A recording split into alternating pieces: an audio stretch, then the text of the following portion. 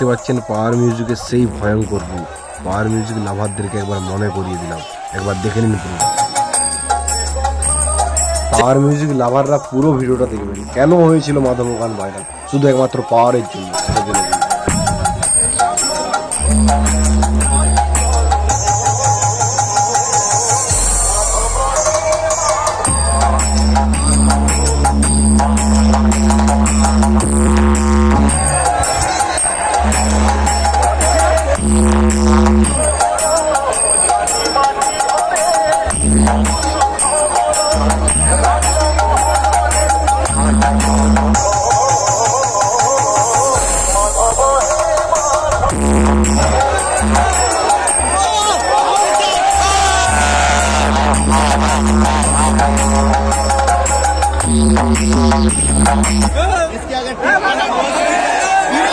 তো বন্ধুরা দেখতে পেলেন পাওয়ার মিউজিক কোনো কিছুতেই কম নয়। যদি পাওয়ার মিউজিককে ভালোবাসেন অবশ্যই সাবস্ক্রাইব করুন, লাইক করুন, শেয়ার করুন।